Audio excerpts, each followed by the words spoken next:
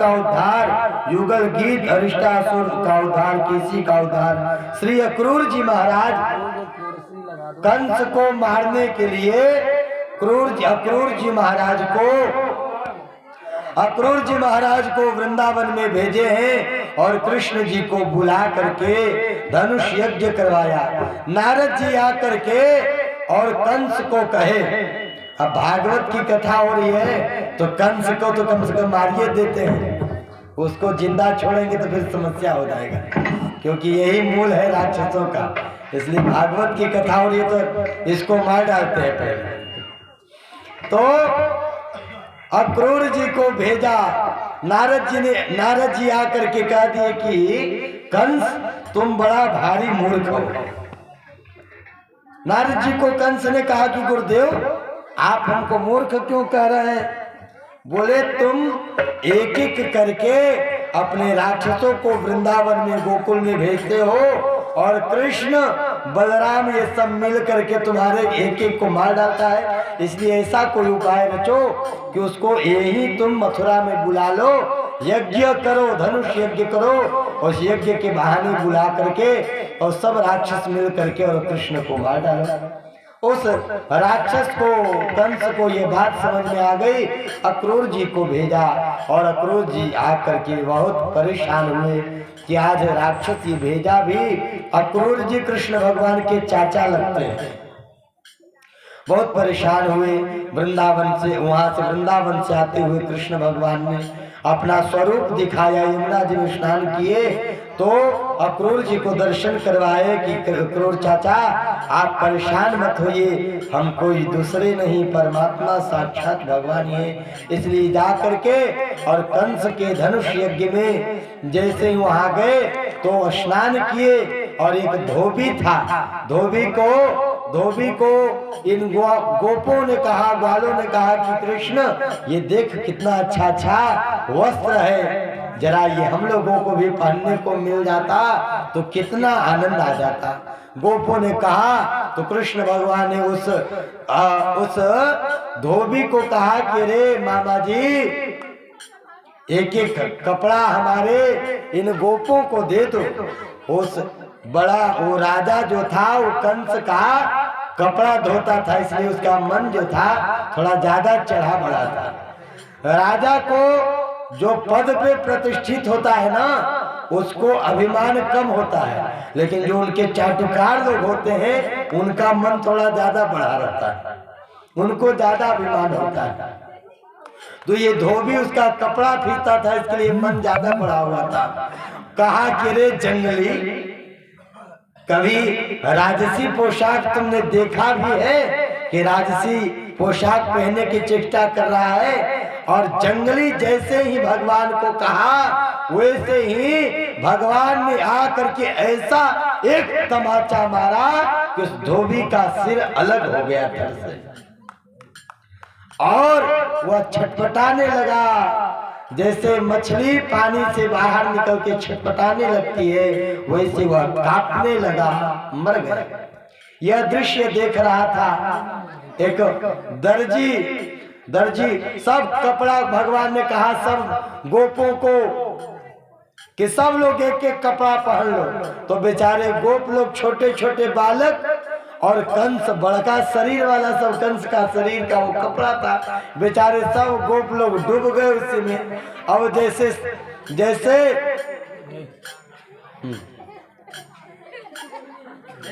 बोल श्री कृष्ण रुक्मिणी भगवान की।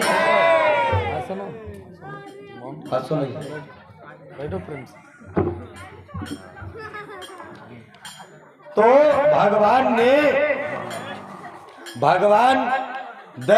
वो बच्चे बेचारे छोटे छोटे थे, वह डूब गए।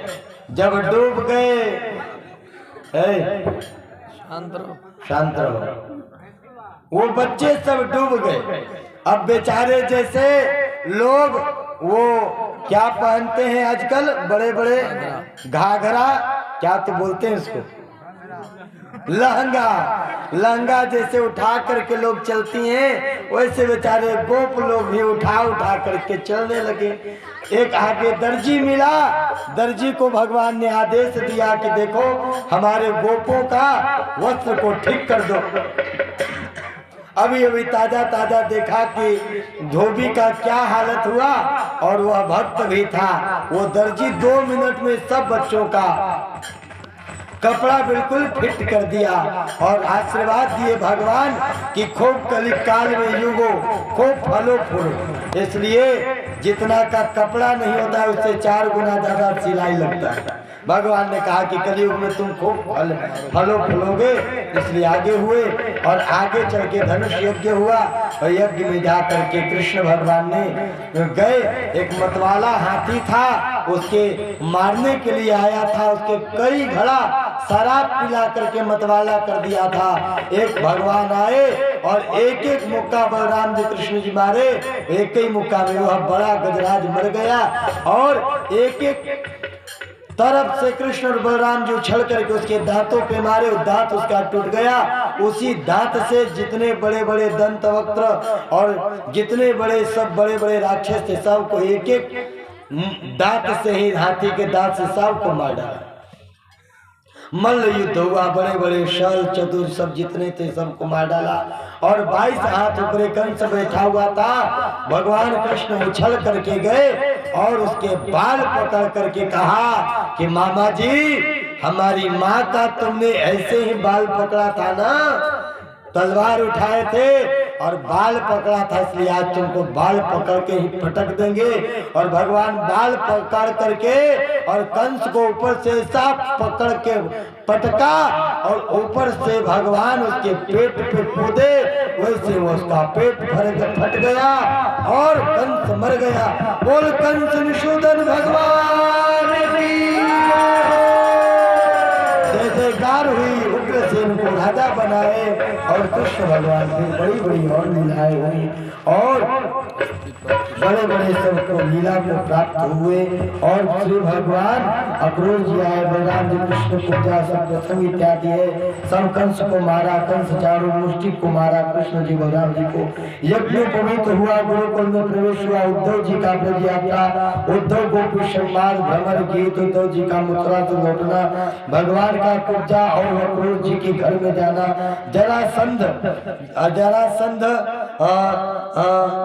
ये कंस का ससुर था, इसकी अस्थि प्राप्ति नाम की 2 कन्याओं से ब्याह था। उसको जब पता चला तो कृष्ण जी पे आक्रमण कर दिया। कई बार 18 बार युद्ध हुआ और बार युद्ध में द्वारकापुरी का निर्माण हुआ। काल यौवन का उद्धार कृष्ण भगवान के पास रुक्मिणी जी का संदेश गया। एक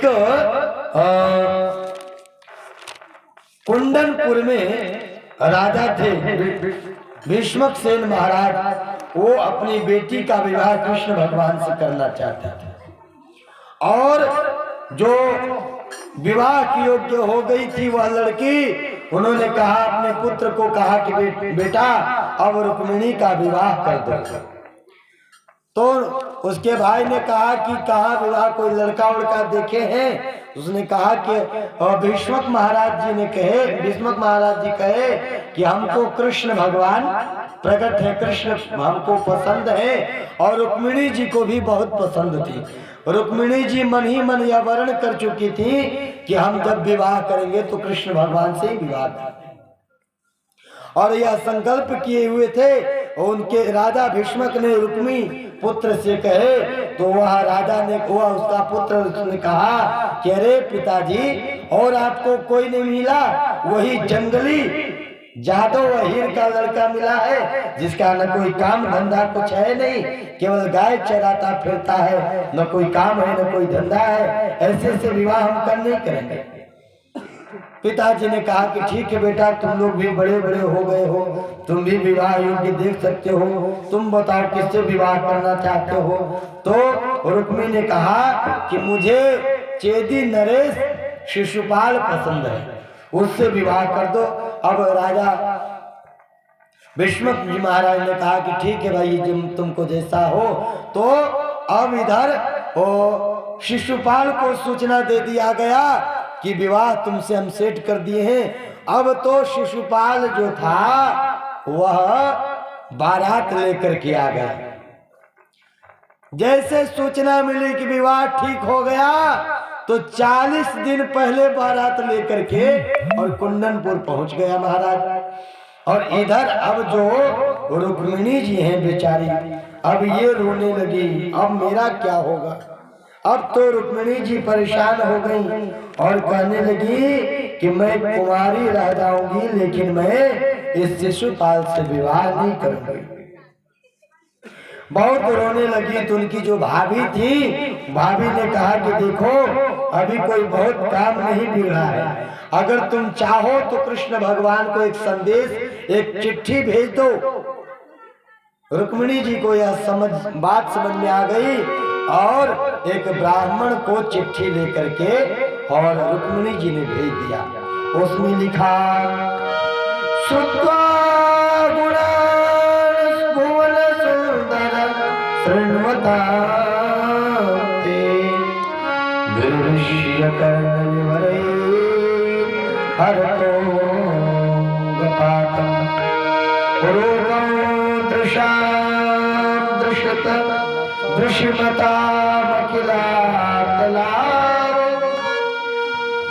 त्वय्यच्युतारिषति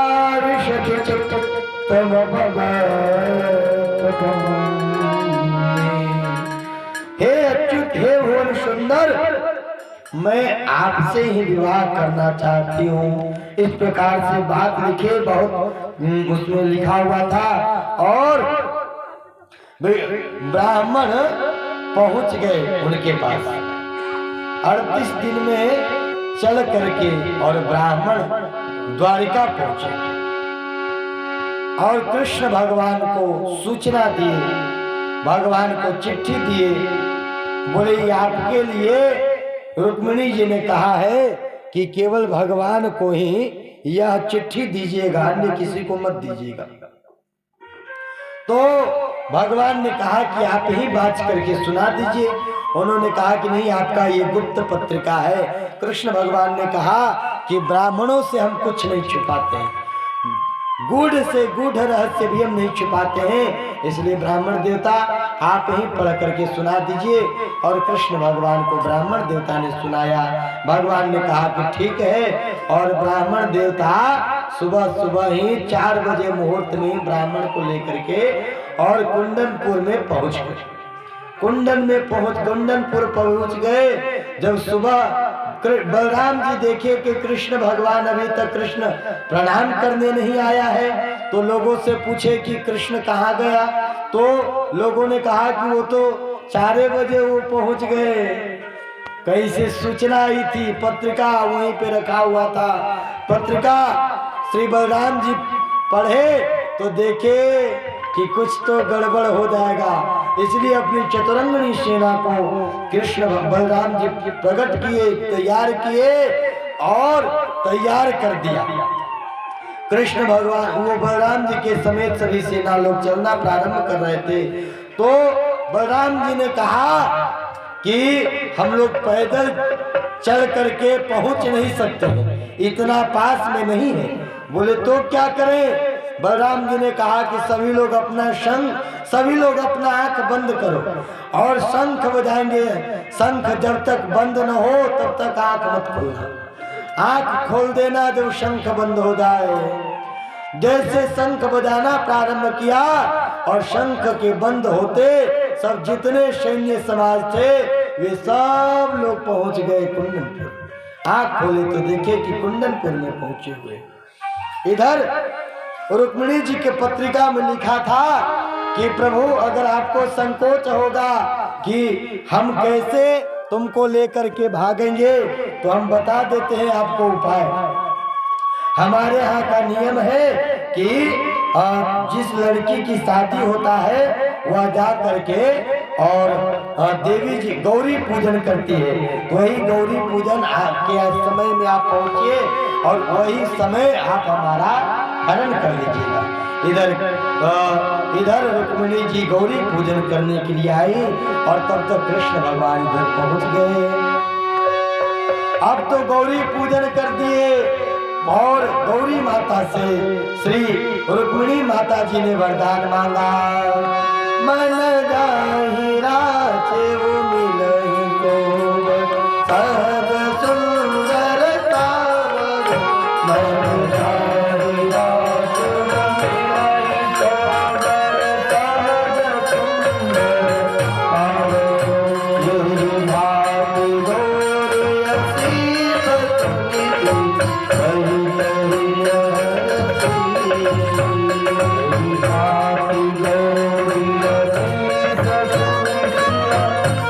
यही भाति गौरी श्री गौरी माता जी ने उनको आशीर्वाद दिया कि तुमको कृष्ण पति रूप में प्राप्त होंगे।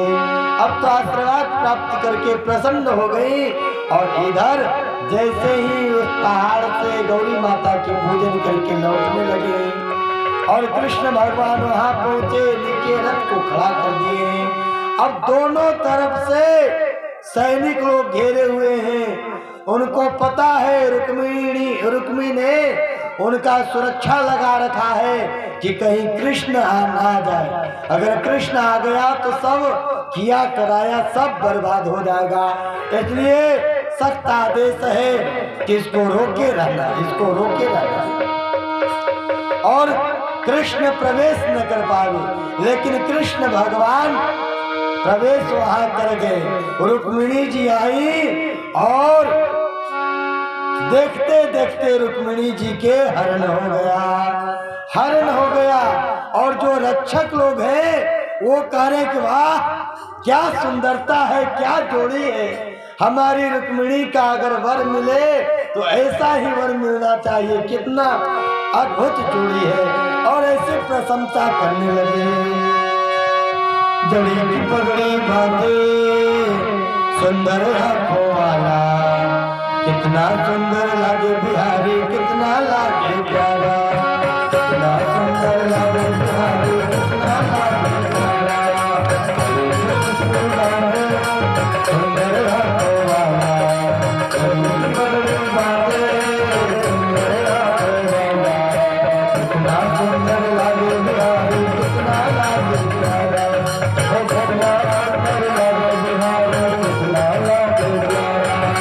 कानों में कुंडल साजे, सिर मोर मुकुट विराजे, कानों में कुंडल साजे, सिर मोर मुकुट विराजे।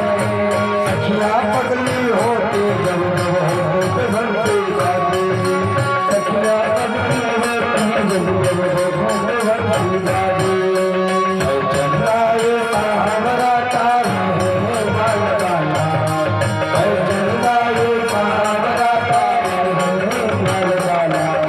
कितना सुंदर लागे बिहारी, कितना लागे प्यारा, कितना सुंदर लागे बिहारी, कितना लागे प्यारा, कितना सुंदर लागे बिहारी, कितना लागे प्यारा। कितना सुंदर प्यारे लग रहे हैं। और ऐसे सभी लोग देखते रह गए। तब तक कृष्ण भगवान कन्या रुक्मिणी का हरण कर लिया। सुखदेव जी वर्णन करते हैं कि कृष्ण भगवान रुक्मिणी के वैसे ही हरण कर लिए। उन सेनाओं में कोई फर्क नहीं पड़ा। जैसे सरसों के खेत में कोई सांड घुस जाए, उसको कोई फर्क नहीं पड़ता है। वैसे सैन्य को चीरते हुए और अपना भाग जैसे सिंह ले लेता है, वैसे कृष्ण भगवान अपने रुक्मिणी के हरण कर लिए। और रुक्मिणी को पता चला कि कृष्ण आकर के आ गया है, रुक्मिणी का हरण कर लिया। तब तो उसका हालत खराब हो गया। अब क्या करे? शिशुपाल ने सोचा कि अगर कृष्ण आ गया तो अब कन्या हाथ नहीं लगेगी, और बेचारा कन्या का इधर हरण हो गया, कन्या का हरण हो गया। अब तो बेचारा जो शिशुपाल 40 दिन पहले से दुल्हा बन करके बैठा था, भौजी बेचारे के मोटा मोटा काजल लगा करके भेजी थी, दुल्हा बना करके भेजी थी। अब बताइए कि 40 दिन से दुल्हा बन करके और ससुराल में बैठा हो और 40वें दिन दुल्हन को कोई और लेकर के चला तो क्या हालत होगा। तो वही हालत आज इसका हुआ। घेर लो, मार डालो कृष्ण को, चारों तरफ से हल्ला किया। रुक्मी ने पीछा किया, रुक्मी पीछा किया, लेकिन भगवान को पकड़ा। वो प्रतिज्ञा किया कि जब तक कृष्ण को मैं पकड़ नहीं लेता तब तक मैं कुंदनपुर में मैं प्रवेश नहीं करूंगा। और जा करके भगवान से युद्ध करने लगा। तो भगवान ने उसको युद्ध किया। रुक्मिणी जी ने पांव पकड़ लिया, बोले प्रभु इसको जान से मत मारिए, चाहे जैसा है मेरा भाई है। बोले रुक्मिणी मैं इसको नहीं मारूंगा। अरे है तो मेरा भी तो साला है, इसको कैसे मार देंगे। तो भगवान ने तलवार से ही एक तरफ की मूंछ को मोड़ दिया, मुंडन कर दिया एक तरफ के। उसी समय बलराम जी पहुंच गए। बोले कृष्ण ये क्या कर रहे हो, ऐसा भी कभी मजाक किया जाता है, ये साला है और तुम ऐसा मजाक कर रहे हो। साला से ऐसे मजाक किया जाता है कि कहीं मूंछ और पूंछ काट लिया जाए, ऐसा मजाक नहीं होना चाहिए। लेकिन तुम अब कन्या का हरण कर चुके हो, अब तुम द्वारिका पहुंचो, तब तक हम ये सब लोगों को देख लेंगे। और बलराम जी अपना हल और मुसल निकाल करके जितने लोग आए हल से खींचे और मुसल से दे धमाधम सारे सैन्य को समाप्त कर दिया।